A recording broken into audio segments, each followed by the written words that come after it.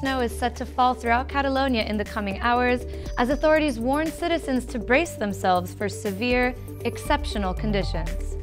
Hello, and welcome to Catalan News. Catalonia is about to experience the heaviest snowfall of the season in some areas. Tonight and tomorrow in the early morning, the snow is certain to reach the coast at 0 meters above sea level.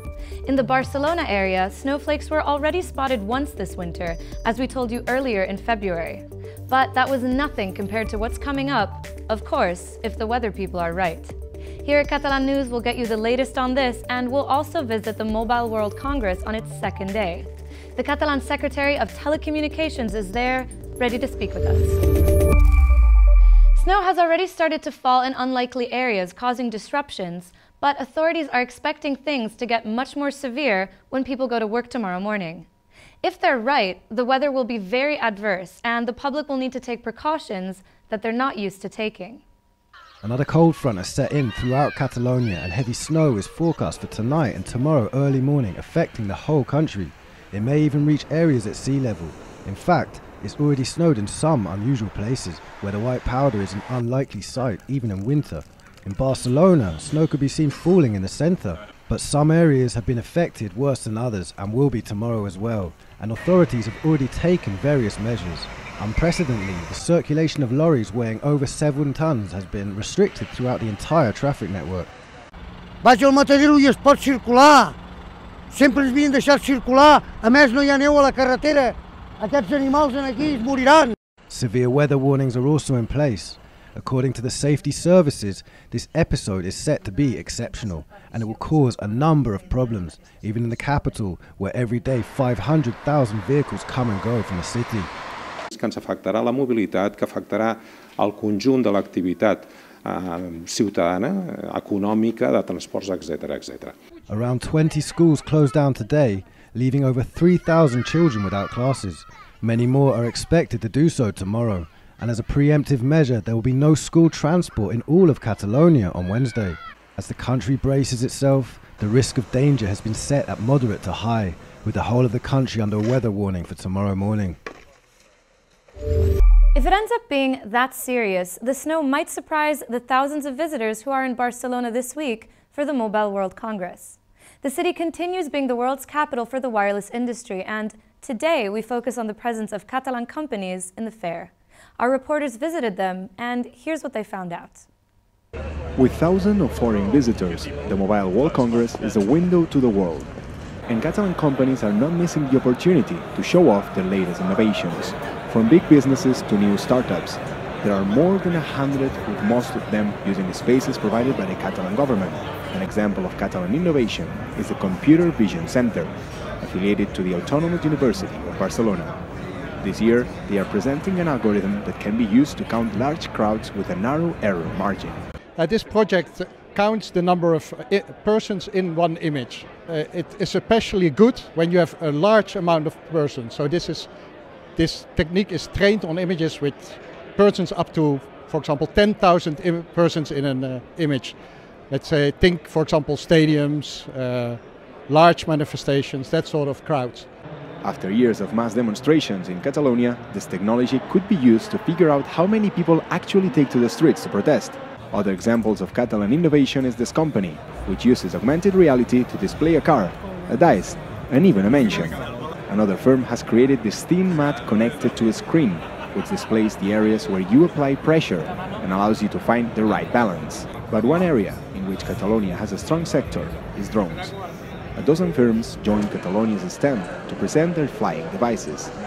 CITEB has developed a drone equipped with thermal sensors.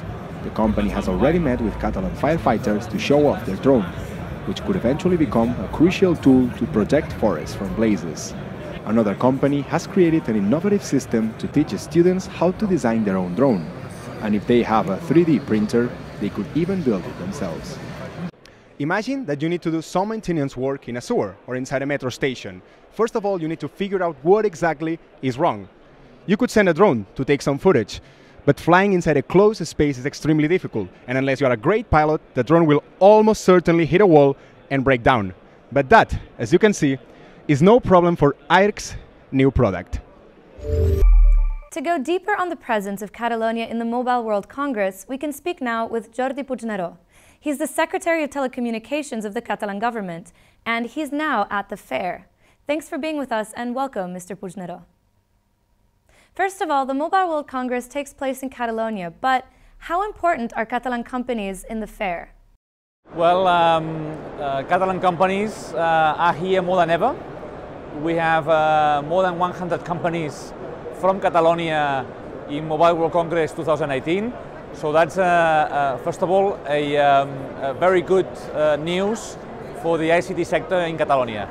Actually, we have more demand than the actual place we can offer these companies. So every year we have to rotate companies, so not all of them can come to Mobile World Congress on our stand. Obviously, companies which are big, they can have their own stand, and we have also some of these companies. The biggest highlights we are seeing is that companies are offering more software solutions rather than hardware solutions. We're seeing that Mobile World Congress is no longer a congress of presenting the last mobile phone, but rather presenting the last most innovative service that we can offer, or that they can offer to the citizens. And precisely we are seeing that 5G is becoming one of the new trends in this Mobile World Congress, also from technological centers and Catalan companies which are researching on this issue. Mm-hmm. And in what way is the Mobile World Congress helping to develop Catalonia's tech sector? Well, actually, Mobile World Congress, it's right now not only the biggest technological event in the world, but also the business, the most important business event in the world. And so whatever is happening around Mobile World Congress is boosting not only the ICT economy in Catalonia, but also other types of economy. For example, it's boosting our tourism sector during this week and during the month, but also the mobility sector. Everything which has to do with other industries, it's also has an impact, because digital society has an impact on all issues. So I would say, obviously for Catalonia, Mobile World Congress and everything around Mobile World Congress has a big impact in every part of the economy of Catalonia. So, do you think the political situation could put the continuity of the fair in Barcelona in danger? Well, I don't think so. Here, companies are for making business. We've seen that during 2017, the sector which has grown more in Catalonia is the IT sector. And we've had, obviously, a complicated political situation during 2017, and that has had no effect in the economy. So why should it have an effect on the Mobile World Congress? Catalonia is trying to do a democratic process peacefully, democratically, and obviously trying to agree in this process with the other authorities in Spain. So I don't think that will have an effect. I think we are seeing it has no effect. I'm seeing in the Mobile World Congress this year more people than ever, but obviously we'll have to wait until the end of the 4-day period to really do a more exhausting evaluation of what this Mobile World Congress has been this year. Thank you very much, Mr. Puigneró. Thank you very much. Now, let's have a look at the other innovations we've discovered today while visiting the Mobile World Congress. They're pretty futuristic, and at the rate technology is developing, what was once science fiction is already a little closer to turning into science fact. The humanoid robot Pepper is just one of the latest curiosities on show at the Next Tech Pavilion. Designed by the Japanese company SoftBank Robotics, Pepper is capable of perceiving human emotions and is equipped with applications to assist customers, as well as acting as an information point for banks or shops such as Carrefour. Developments in sensor technology is another high point at the Congress this year. One such innovation was a brain-machine interface, allowing users to move objects with their mind. Attendees raced toy Scalextric cars using nothing more than their own thoughts, but the gadget created by the Japanese multinational Hamatsu can be put to other uses too, such as helping out in the health sector. Another product being showcased this year is a wearable headband that connects to the brain and helps people to lose weight. By stimulating the soft vertebrae, the device activates the metabolism, thus helping users achieve their weight objectives. In the Catalan politics board this week, a name stands out. Jordi Sanchez, the grassroots leader who's been in prison for 4.5 months.